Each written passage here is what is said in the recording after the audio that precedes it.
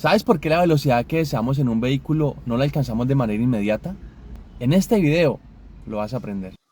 Supongamos que va a ser un carro, en un carro que tiene 6 velocidades. Supongamos esa situación. Vas en sexta y vas a 80 kilómetros por hora. Voy a marcar aquí 80 kilómetros por hora. Entonces te estás desplazando a esta velocidad. En este gráfico, por acá tenemos el eje del tiempo y por acá tenemos el eje de la velocidad. Y vas a 80. Y resulta que en un momento dado decides acelerar más. Vemos que en este momento tú decidiste acelerar más. Venías a 80 kilómetros por hora y justo aquí, en este instante, decidiste acelerar más. Cuando aceleras más, entonces la velocidad de tu carro se va a comportar de esta forma. ¿A qué se debe que se comporte de esta forma? Es lo que nosotros vamos a ver en este video. Aquí tenemos el carro. Cuando tú aceleras tu carro, entonces lo que pasa es que se genera una fuerza que es la que hace que el carro vaya hacia adelante. Vamos a llamar a esa fuerza una fuerza F. Vamos a hacer un modelo simplificado. Ocurren muchas cosas dentro del carro, pero para hacer un análisis simple, entonces vamos a decir, tú aceleras el carro y se genera una fuerza que hace que el carro vaya hacia adelante. Pero también se genera una fuerza que se opone a ese movimiento. Esa fuerza que se opone a ese movimiento se debe, por ejemplo, por la resistencia del viento o por la resistencia de la rodadura. Vamos a llamar a esta fuerza Fb. Si nosotros utilizamos la segunda ley de Newton para escribir un modelo matemático de esta situación, de este sistema que tenemos aquí, entonces lo que podemos hacer es sumatoria de fuerzas es igual a masa por aceleración, segunda ley de Newton. Sin embargo, la variable que nosotros estamos analizando es velocidad. Y resulta que la velocidad la podemos ver como, si nosotros derivamos la velocidad respecto al tiempo, tenemos la aceleración. O sea que esta aceleración que está aquí, la podemos escribir como derivada de la velocidad respecto al tiempo. Y si podemos hacer esto, entonces esta expresión ahorita nos quedará sumatoria de fuerzas es igual a la masa por derivada de la velocidad respecto al tiempo. Si sumamos estas fuerzas que tenemos aquí, F menos FB, obtendríamos entonces este término, sumatoria de fuerzas. Y esa suma de fuerzas la vamos a igualar a este término. Entonces finalmente nos quedaría. Voy a volver a escribir. Sumatoria de fuerzas es igual a la masa. Esta masa que nosotros tenemos aquí representa la masa del carro. Entonces sería sumatoria de fuerzas igual a masa por aceleración, pero aceleración derivada de la velocidad respecto al tiempo. Entonces de B de T. ¿Cuáles son las fuerzas? Esta fuerza va en este sentido y esta fuerza va en sentido contrario. O sea que lo que vamos a hacer es restarla. ¿Y esto va a ser igual a quién? A M de B de T. Ahora, ¿cómo podemos ver esta fuerza que está aquí? Si nosotros vamos en un carro y sacamos la cabeza por la ventana, supongamos que el carro va a 100 kilómetros por hora, y sacamos la cabeza por la ventana, entonces nosotros vamos a sentir que hay una fuerza que nos está empujando hacia atrás.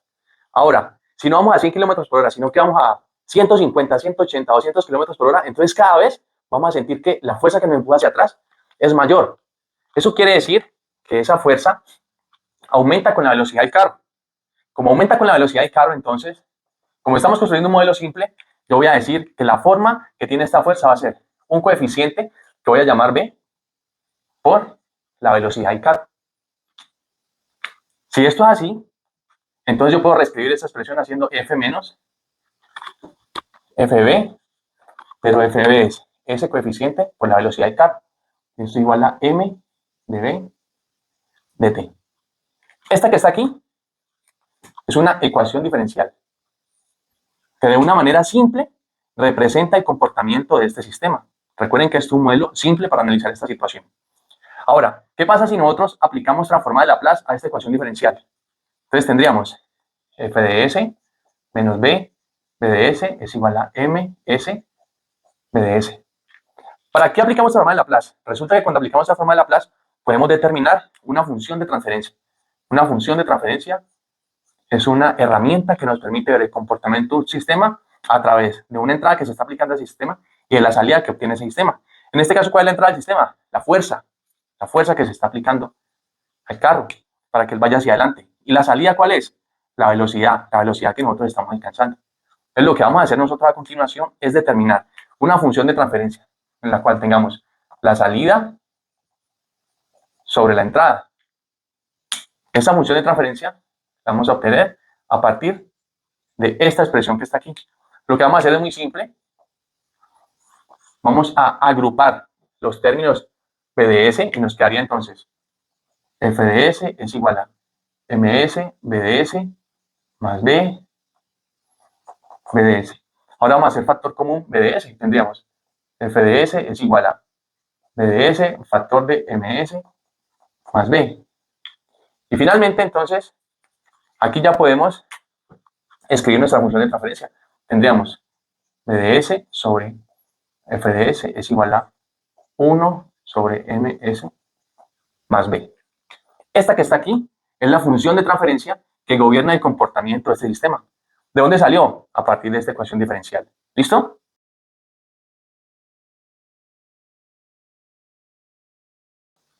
Imaginemos ahora otra situación. Supongamos que tenemos un horno y que ese horno lo calentamos utilizando un bombillo. Si el horno está apagado, entonces la temperatura del horno corresponde a una constante, ¿cierto? Supongamos que esa temperatura será 30 grados.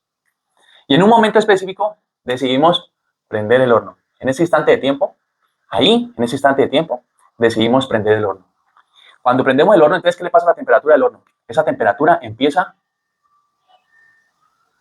aumentar. ¿Por qué tenemos esta curva? ¿Qué es lo que está pasando? Entonces, miren, vamos a verlo de esta forma. Tenemos un calor que está ingresando al horno y ese calor que ingresa es gracias al efecto del bombillo, ¿cierto? Entonces podemos decir calor que ingresa al horno. Pero así como hay un calor que ingresa al horno, también hay un calor que sale del horno. Calor que sale del horno. Ese calor que sale del horno está relacionado con las pérdidas que tiene el horno. Si usted se para cerca a un horno, usted puede ver que ese exterior está caliente. Y eso sucede porque hay una pérdida de la temperatura que tiene el horno. Ahora, la diferencia entre lo que ingresa y lo que sale nos va a mostrar entonces la temperatura o el calor que tenemos ahí acumulado adentro, ¿cierto? Entonces, digamos, vamos a llamar esto calor del horno. ¿Cómo podemos expresar el calor que ingresa? Pues como el calor que ingresa se debe al efecto del bombillo, yo solamente voy a decir que tenemos una variable que ingresa, en este caso calor, que es el bombillo, la vamos a llamar Q. ¿Cómo podemos expresar lo que sale? Lo que sale lo podemos ver de la siguiente forma. Tenemos una temperatura, ¿cierto? En el interior del horno, y también podemos tener una temperatura ambiente, por ejemplo, TA, temperatura ambiente. Esa diferencia entre esas dos temperaturas sobre una resistencia es lo que nos proporciona la cantidad de calor que está saliendo del horno. ¿Cómo podemos nosotros ver este valor R que está aquí? Si esta R es grande, quiere decir que el horno pierde poco calor, porque la resistencia es grande. Pero si la R es pequeña, quiere decir que el horno pierde mucho calor, porque la resistencia es pequeña. ¿Listo? Entonces, este término está relacionado con las pérdidas. Y finalmente, ¿qué tenemos acá? Diferencia entre lo que ingresa y lo que sale. Entonces, lo que tenemos acá es una variación. Y esa variación la podemos expresar en términos de una derivada. Yo puedo escribir entonces la derivada de la temperatura respecto al tiempo. Y adicional, le voy a agregar aquí una constante C. ¿Para qué sirve esta constante? Pues resulta que cuando nosotros prendemos el bombillo, si el horno cambia de temperatura muy rápido o si cambia de temperatura muy lento, ese cambio de temperatura está relacionado con esta constante que tenemos acá. ¿Listo? Entonces aquí ya tenemos una expresión con la que podemos seguir trabajando para ver de dónde es que sale esta curva que nosotros vemos acá.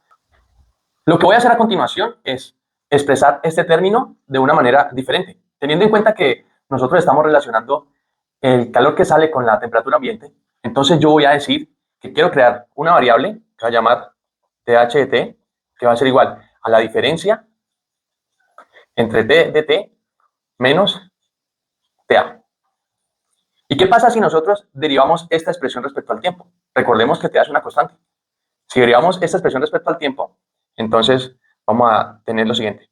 Sería d TH de T de T es igual a d T de T aquí de T. ¿Qué pasa con este término? Se hace cero. Estamos diciendo TA, si la asumimos como la temperatura ambiente y decimos que esa temperatura ambiente va a ser una constante, entonces la derivada de una constante nos va a dar cero. Y ahorita entonces, a partir de esta expresión, al derivar, obtenemos esta expresión. Vamos a reescribir ahora entonces esta expresión en términos de esto que tenemos aquí y de esto que tenemos acá. Entonces, eso nos quedará así. Q sigue siendo Q menos este término menos este término ahora se llama THT. Voy a poner aquí THT sobre R. Sobre R. Y esto es igual a C por ese término. Pero este término que está aquí es este mismo término y es igual a este término. O sea que yo puedo escribir ahorita de TH de T. ¿Y qué pasa si nosotros aplicamos transformada de Laplace a esta expresión que tenemos ahí? Tendríamos entonces lo siguiente. Qin de S menos 1 sobre R, aquí TH de S es igual a CS, aquí tendríamos TH de S. Lo que voy a hacer ahora es agrupar los términos TH de S. Entonces tendríamos Qin de S es igual a CS, TH de S más 1 sobre R, TH de S. Si sacamos factor común, TH de S, entonces vamos a tener ahora Qin de S es igual a TH de S, factor de CS más 1 sobre R. Acomodando un poquito esa expresión, podemos llegar a Qin, S es igual a TH de S, y acá vamos a tener RCS más 1 sobre R.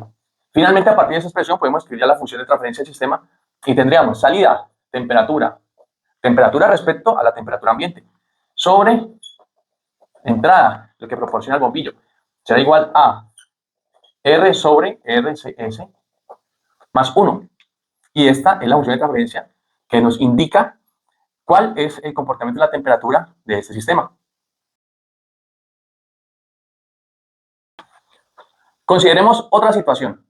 Asumamos que tenemos un tanque, vamos a asumir que tenemos un tanque cilíndrico, que a ese tanque cilíndrico tiene un agujero en la parte inferior y que estamos, digamos que hay un líquido que está ingresando al tanque, ese líquido que está ingresando al tanque, ese flujo lo hemos llamado Qin.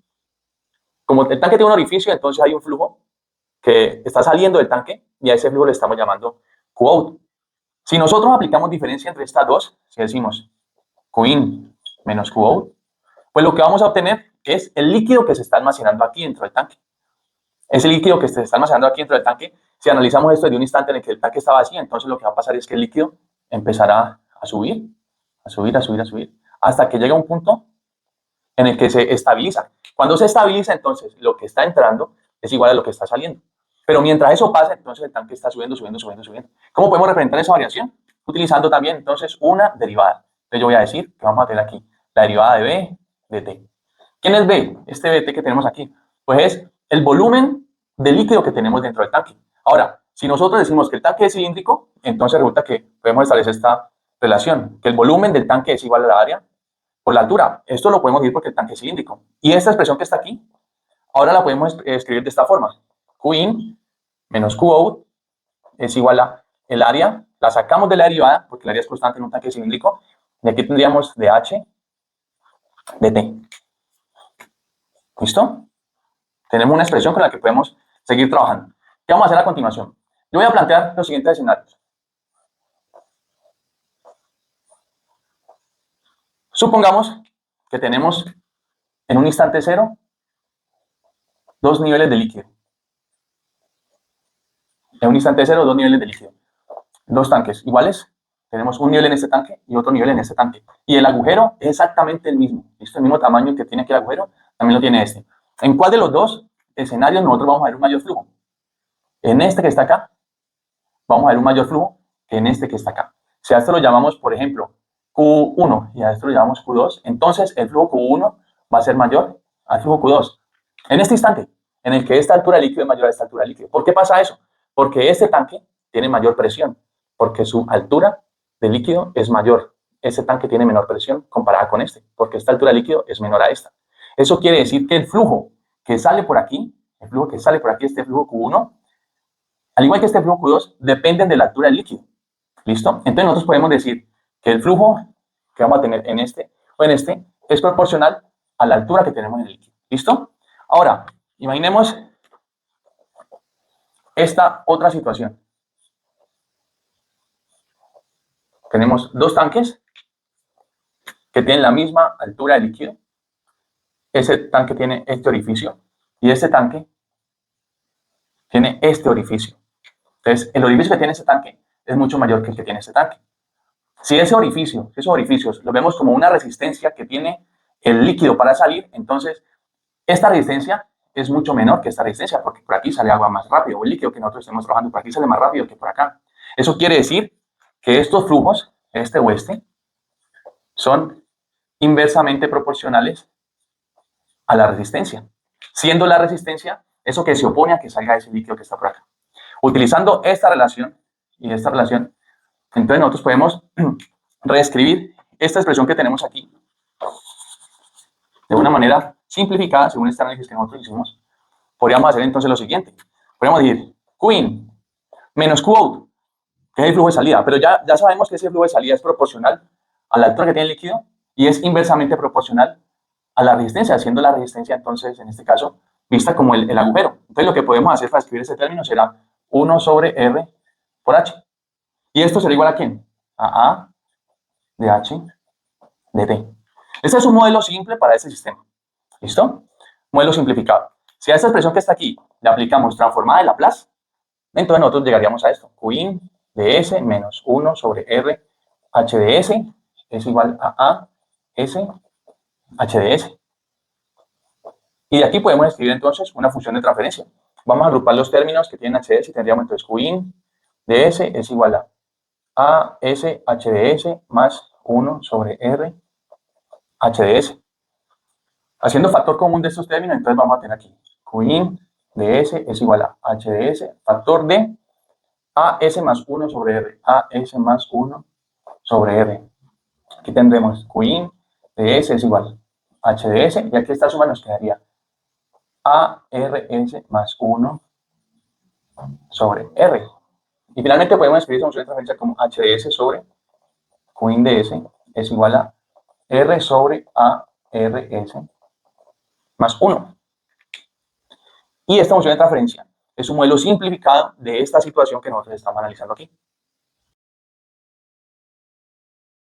Consideremos ahora un circuito RC, un circuito conformado por una resistencia y un condensador. Y aquí tenemos una fuente de voltaje. Y yo quiero saber cómo se va cargando el condensador. Es decir, yo quiero saber cómo es el voltaje que va teniendo el condensador a medida que el tiempo está avanzando. Para eso, entonces, nosotros podemos utilizar la ley de voltajes aquí y decir, este voltaje que está aquí genera un voltaje acá y también genera un voltaje aquí. O sea, podemos reescribir esto así. Este voltaje genera un voltaje aquí, llamémoslo BR, más también genera un voltaje acá, llamémoslo BC.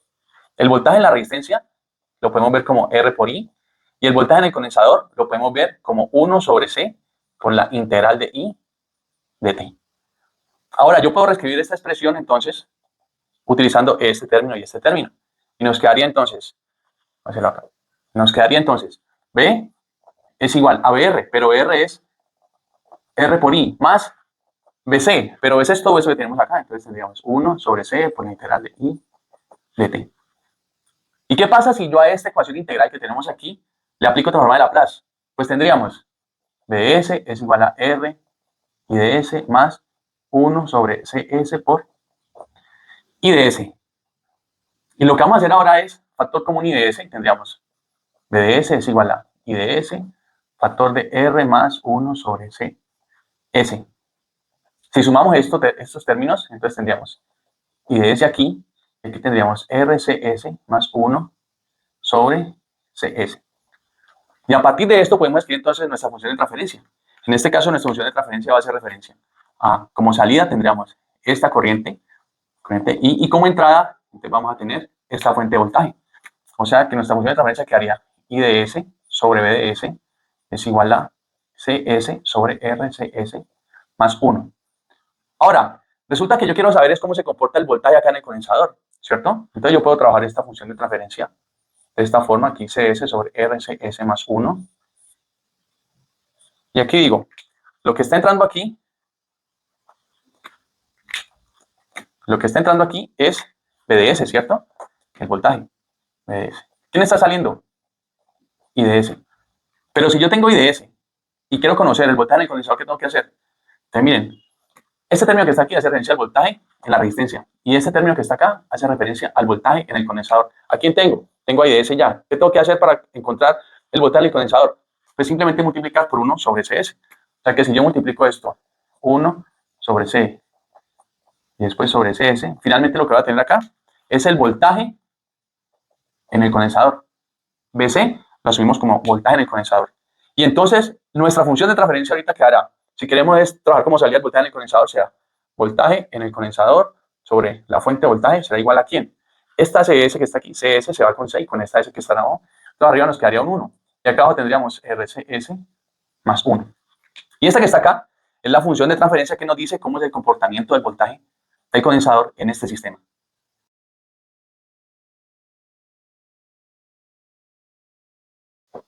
En este video nosotros hemos modelado matemáticamente 4 sistemas.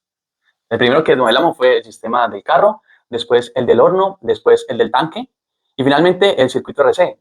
Son sistemas muy diferentes. Esto lo podemos ver como un sistema mecánico, térmico, hidráulico y un sistema eléctrico. Y miren que para cada uno de ellos obtuvimos función de transferencia. Y estas funciones de transferencia que obtuvimos para cada uno de ellos son muy similares. Eso quiere decir que estos sistemas pertenecen a una familia de sistemas que se conocen como sistemas de primer orden. ¿Por qué se llaman así? Porque resulta que el mayor exponente que tiene la variable s, en este caso es el 1. En este caso, el mayor exponente que tiene la variable s también es el 1. Acá es el 1 y acá también es el 1. Eso es una forma de ver el orden de un sistema. También lo podemos ver a partir de la ecuación diferencial. Si tenemos una ecuación diferencial de orden 1, entonces ese sistema será un sistema de orden 1.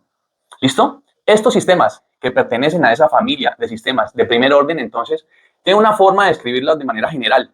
La forma general de escribir la función de transferencia a un sistema de primer orden es K sobre tau S más 1. Esta que está aquí es la función de transferencia de un sistema de primer orden. Miren que esta forma la podemos ajustar a esta, a esto y a esta. En esta función de transferencia, K hace referencia a la ganancia y tau hace referencia a la constante de tiempo. ¿Listo? ¿Qué pasa?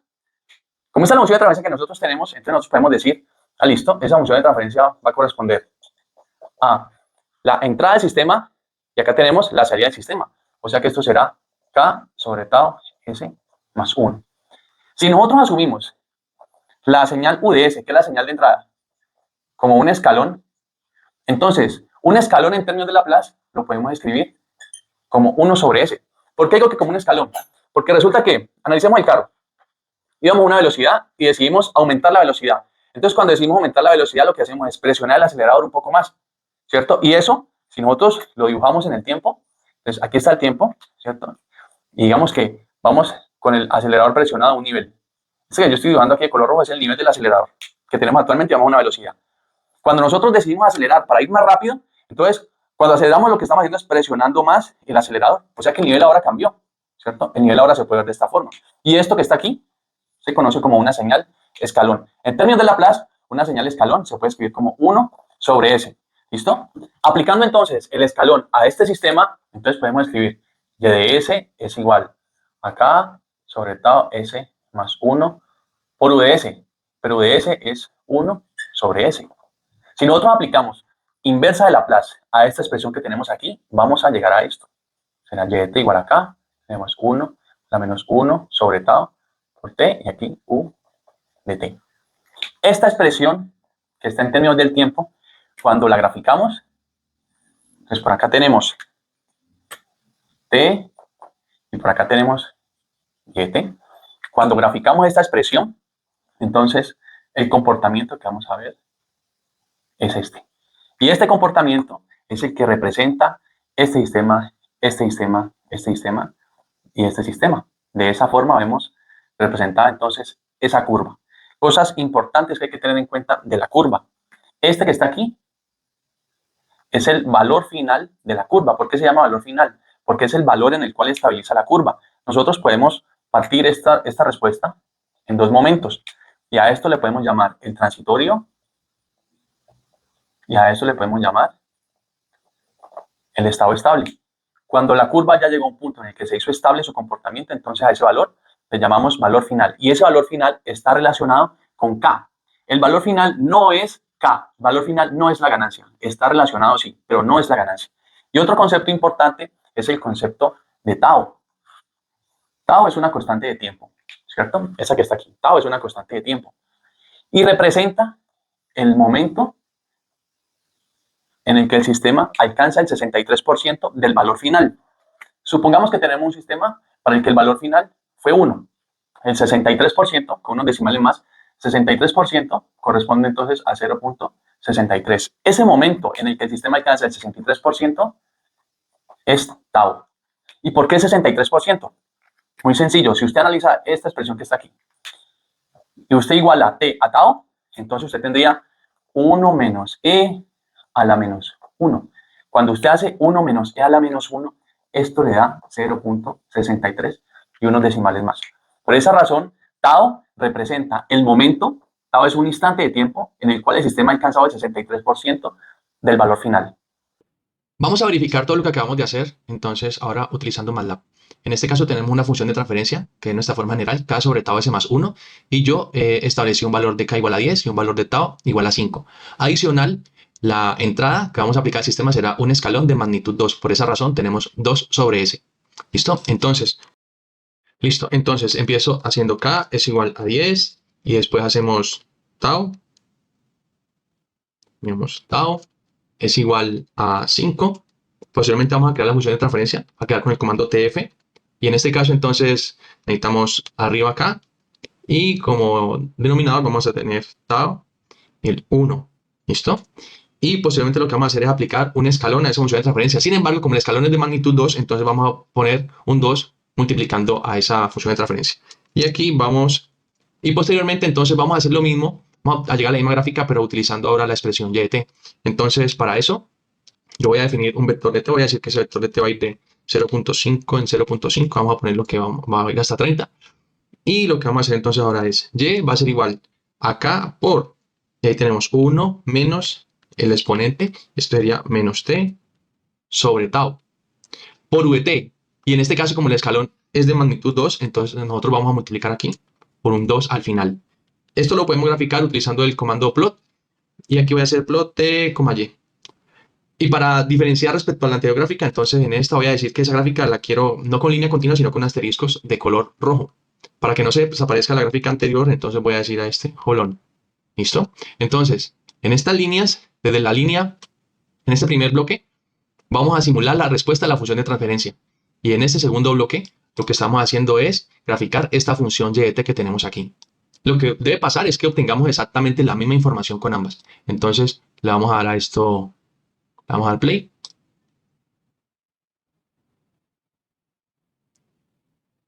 Esperamos un momentico. Y esta es la información que estamos obteniendo con ambos procedimientos. Entonces miren que la función de transferencia se está haciendo de color azul, es una línea continua de color azul. Y en la que graficamos la función y de t, la graficamos utilizando asteriscos de color rojo. Y vean que estamos llegando exactamente a la misma respuesta. ¿Listo? Si venimos y buscamos el valor de tau, recuerden que el valor de tau aquí es 5. Entonces 5, vamos a ubicarnos en 5. Ahí dice segundos 3.76, entonces me voy a mover, me muevo hasta llegar a 5. En 5, 4.99. En 5, 5.01. Resulta que en ese instante de tiempo la amplitud es 12.7, o sea, de este lado. ¿Cuál es el valor final del sistema? El valor final del sistema va a ser 20. Quiere decir que el 63% de 20 debe ser 20. Si nosotros multiplicamos 20 por 0.63, entonces nos da 12.6. Pero recuerden que como yo me corrí un poquito, ahí estamos en 5, 4.90. Para llegar al 5 será difícil, pero pues 12.6. Ahí está exacto. 5 segundos corresponde entonces a 12.6. Y con esto estamos confirmando que ambos sistemas o ambas formas de llegar a esa curva pues nos generan exactamente lo mismo. Eso es todo. Muchas gracias por ver el video. Quedo atento a dudas y comentarios.